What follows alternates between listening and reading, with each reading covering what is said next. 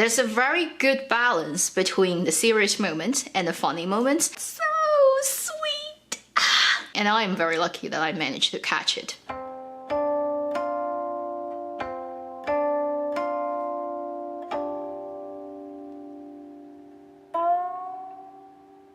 生活家, My Treasure" is a 35-episode drama that's been airing on China's CCTV 8 plus the web platform iQIYI. As I'm making this video, I am very close to the end of the entire drama, and when this video goes out, the drama should have just finished airing. This drama is led by Liu Mingtao, Wen Qi, Qiu Ze, Liu Xingyou, Pan Binglong, and it's a contemporary drama set in the city Shanghai, focusing on a pair of mother and daughter. A single mother who raised the daughter totally on herself, and pretty much most of the time living on the brink of bankruptcy. Yet through the years of struggle, they have learned how to become 生活家, the expert of living. After thinking about it quite hard, I decided I'll give it a 2 gold mine. Although I think it could have done a little bit more better, so it's slightly a inflated 2 gold mine, but still I don't think it's fair to put it at 1 gold mine. Considering the group of dramas that I give 1 gold mine rating to, I still think this drama is above that. It is not even close to the addictive level of, say, Word of Honor to me, but I really enjoyed watching this drama. First, I think it's necessary to explain the title. I think it's a really well-written title, both English and Chinese. 生活家, 生活 means living or life. It could be a verb. It could also be a noun. 家, the most basic meaning is home. But when you use that character to describe a person as some 家, it means this person is a publicly acknowledged level expert of something. For example, if you are very good at painting, you're famous for your painting, you're called 画家, painting 家. If you are a famous dancer, you'll be called 舞蹈家. But 生活, right? Just live. Nobody really gives a 家 to anybody who's really good at living. So in itself, it's a really interesting title. It's suggesting our leading characters are expert in living. And the story of this drama really does evolve around this topic. English title, My Treasure. Most likely it's coming from the mother's perspective of looking at the daughter as her treasure. But also, it could be from the daughter looking at the mother, or it could be from many different characters looking at the important people in their life, and they are all their treasures. Very rarely does a Chinese drama have a really good title. Now, let's go into talk about the things that I appreciate about this drama and the reason why I give it a really positive rating. First, on all the very basics of drama production, I would say this is a fairly high quality production. The visual, the sound, the editing, the story structure, looking like a very mature production done by a group of people who know what they're doing. And it used to be something that should be the standard of drama making, but these days we all know Chinese dramas often produce things that are beyond understanding in terms of how poorly and unprofessionally things can get done. The second good point is this drama captures the contemporary metropolitan life of Shanghai pretty well. In all of its details, it reads like a very convincing, realistic story. Obviously, there's definitely dramatization because it's a drama, but at no point would you feel it's so fake and so pretentious that it takes you out of the believability. There's a very good balance between the serious moments and the funny moments, between the very realistic portrayal of things and sometimes suddenly getting really chicken soup of the living philosophies of certain characters. It's very fitting for people who want to see a good dramatic story and overall enjoyable but not veering on either side of being too fluffy and sweet or too bitter and painful. The third thing I appreciate about this drama is it gave me so many lovely, lovely characters. I wouldn't say that happens to every drama that I watch, even the dramas I appreciate. Sometimes I'm just neutral to a lot of its characters, but this drama really did give me many, many lovely people. It's like if I meet them in real life, I would love them too. And they're all performed by actors and actresses who are very well casted. Like perfectly picked for their role. Cost pretty much zero for the audiences to get into the story of these characters. You pretty much immediately believe they are who they said they are once the story starts. Then the fourth thing is this drama is 哎，好磕了。The shipologist out there, okay? If you want to ship people as couples, whatever, gender they are, this drama has quite a few really shippable people. Mostly surrounding the female lead character played by Wenqi, the young girl who is the narrative center of this story. She's a fresh graduate from a university majoring in accounting, and then she goes to this auditing firm, and she kind of forms CP with pretty much every major people in this drama that are just delicious to ship. First, shipping it with her mother. The mother and daughter relationship is the anchor of the entire narrative. It's the most sort of important central relationship, and this drama shows you many facades of this type of kinship when it's at its best and when it's at its worst, and all the different levels, 50 shades of grey of that kinship. And both actresses did a great job. But romantically speaking, her CP with the character Gu Fei played by actor Qiu Ze, so sweet. It's one of the best heterosexual CPs I've seen this year, and it makes the butterfly just go in me. There are many little, very tiny interaction moments in this drama between these two that will definitely put a smile on you.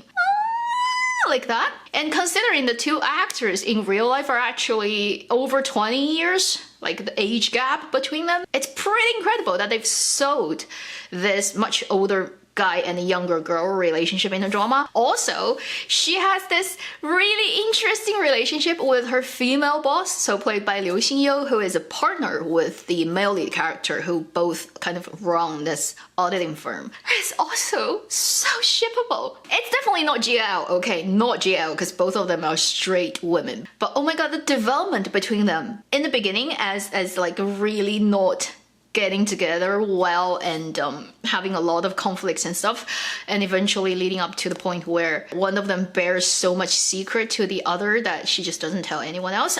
You go and watch it. It's also very just great. Plus, there's even a little bit more tiny on the side relationship between the competitors. So our female lead character Wenqi and her college classmate, who was kind of her enemy while they were in college, but they ended up in the same firm. Frenemy relationship, 虐恋, torturing love relationship, also super watchable. Plus, this drama also has like middle-aged love relationship between the female lead's mother and her newly developed love interest. There's just so many great ships. Shipologists. You will not be disappointed. So, I've talked about the positive points. Now let's talk about a couple of not really essential, but if I have to pick at it, just to balance the scale, things I wish I could have done better. First is something that while I was watching drama, I also realized in the live comment section of this drama. A lot of people are not very happy with the performance of the actress Liu Mingtao playing the mother character. Mostly because she is written as a character who probably is not super lovable at the beginning particularly, and she is this typical thrifty person, and extremely thrifty at times, borderlining certain behaviors as taking advantages pretty ruthlessly and shamelessly. So I can understand why people have a little bit not comfortable reaction to this particular character. Plus, Liu Mingtao did perform her in a very theoretical and dramatic way. I would agree, particularly in the early part of the drama, the mother character is kind of standing out from the group character of other people, feel like she's acting on a different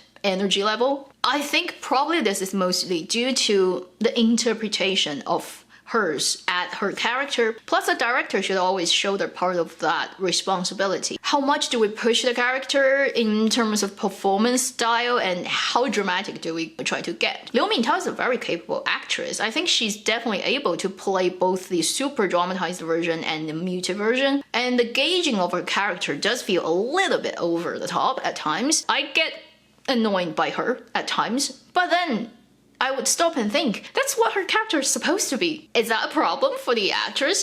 Does that mean she didn't act well? We can argue about that. I can convince myself that this type of person really do exist, and probably reality has even crazier versions of them. The second, on the negative side of the thing, of this drama is, although it has a very natural acting style and storytelling pace, it still essentially has a lot of very tropey plot. A little bit spoiler, but it's not huge, okay? So I'm gonna talk about a few plot here. Such as the male lead, a kind of traumatic past, okay, that affects his dealing with people, and then it kind of gets resolved because he eventually builds a new relationship with the female lead. The typical setup of the father who ditched the mother and the daughter, very late in the drama, comes back into her life in ways that is very tropey and very dramatization and very extreme occasion of life and very dog blood, okay?